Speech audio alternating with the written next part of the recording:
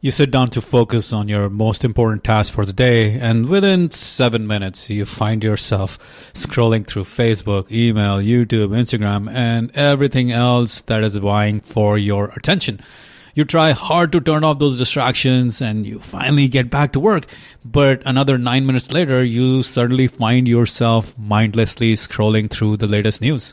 Have you ever wondered how this takes place just so easily, almost automatically? Well, in this video, you will learn the 3 key ideas about habit formation and how you can make good habits and break bad habits. These ideas will transform your productivity. And these fundamentals of habit building are from the New York Times bestseller Atomic Habits by James Clear. The ideas in this video are going to change your life. Okay, so let's start by understanding how habits exist in the first place and why it is so easy for us to get distracted from our work ever so often. The first big idea is the habit loop. There are certain mental cues which allow the development of our habits. These cues work in 4 distinct steps to constitute what's called the habit loop. First, you're working on something important and you're feeling a little bored. That is the cue. You suddenly have that urge for a new stimulation. That is your craving. As a response, you most likely go ahead and pick up your phone or open a new tab on your browser. And before you realize, you get into step 4. You will either type up the name of your favorite website or open a social media app.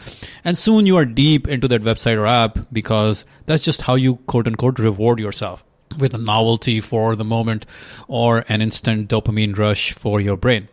It happens at a subconscious level you don't even know, and you're already there. And that is why we fail to realize how we easily get distracted while working. We're unable to focus on our important tasks at hand because we're captives in this self-created habit loop. But here's the good news. It is possible for you to redesign your habit loop for your own benefit. What you need to do is first analyze your current habits and identify the challenges of your bad habits. Next, work on bringing a change into that behavior. For this, you must make a conscious effort to break free from the habit loop. You have to either add new parts into the 4 components of building good habits or take away those parts that will make bad habits really hard to do. Now, if it is just about breaking bad habits by making them impossible to do and building good habits by making them inevitable, then why is it so challenging? Well, that's where the next idea comes in. Number 2, the valley of disappointment. Turns out that every single person trying to make a change goes through something called the valley of disappointment. Whether you're trying to go to the gym, trying to build a meditation practice, building your business, as humans, we embark upon a new journey for self-improvement with the expectation that our results are going to grow in a linear manner. So we put in all our efforts and hope to see visible progress in terms of growth, improvement, or transformation. Now, this is where most of us get trapped. Or worse, with no visible outcome in sight, we often feel our efforts are just going to waste, and so we quit. But the truth is, the results don't actually grow in a linear manner. And that is why our expectations rarely match the reality. And any attempt to change our behavior becomes more and more challenging over time. The key understanding we need to have is that we must regard the initial phase as a valley, a stretch that we all have to struggle with at the beginning. But if we persist with our efforts, we will surely make it over to the top. Remember, progress is not linear. It does not steadily improve, but rather it compounds over time. The initial phase where we don't really see any difference is the time when the progress is compounding but not very visible. Only if we hang on to it and continue, the results will appear, and then we will realize how astronomically huge they can get. Now let's get into the fundamentals of habit formation to build good habits and break the bad ones. That is idea number 3. Idea number 3 is the 4 laws of habit formation. As per James Clear, there are 4 broad categories through which we can successfully make changes in our habits. We have to ensure that the act of changing the habits are easy, satisfying, obvious, and attractive. Now let's look at how we can implement these factors. Law number 1, make it easy. Example, you want to go to the gym every morning. Start with tying your shoelaces and getting out of the house as soon as you wake up. Begin with something which will take you less than 2 minutes to do. The 2-minute rule helps to break down the habit into one easy little step at a time. Next, add walking or driving to the gym or exercising for 5 minutes instead of an hour. Build upon your new habit and create your own system by incrementally increasing a small chunk of the change in behavior every single time. The idea is to make it easy for you to gradually shape your habit into your intended behavioral outcome. For example, maybe you want to stop compulsive browsing on the internet. Here, a commitment device will help you make an easy choice in the present and control your actions in the future. Try something like an outlet timer for the power plug, which can help to break your addiction of browsing the internet obsessively. This device literally times out, and let's say at 10 p.m.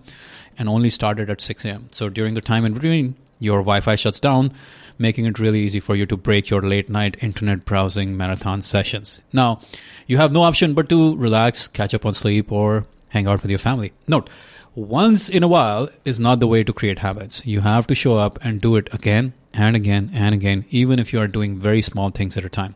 Repetition is the mother of change. It is more powerful than showing up every once in a while and trying to do more. Law number 2 is to make it satisfying. Example, if you're trying to become fitter in life and telling yourself, I'm going to go to the gym more often and lift more weights. But if you lack the passion to do just that, then you are not going to achieve the change you are seeking. Instead, try identifying activities that you would actually enjoy doing, like playing soccer, joining a workout program, swimming, things that you enjoy. This way, it will become more likely for you to achieve your goal and be satisfied with your effort in the process. Remember, the idea is to play your own game in order to cultivate good habits. And to do that, it is important to find out what is at the intersection of your talent, your strengths, and your passions. Once you identify that, trying to build good habits within that area will bring in a whole lot of excitement instead of struggle. Law number 3 is to make it obvious. Practice implementation intention. This is a scientifically backed strategy where you begin your habit building exercise with a formulated plan or a clear commitment. The idea is to declare what you want to do and when you want to do it very clearly. Example, during the next week, I will go to the gym downstairs at 5:30 a.m. every single day, or on Mondays, Wednesdays, and Fridays, whatever it is for you. Just the act of declaring your intention aloud to yourself and especially to others, or writing it down, is going to improve your performance by over 2x.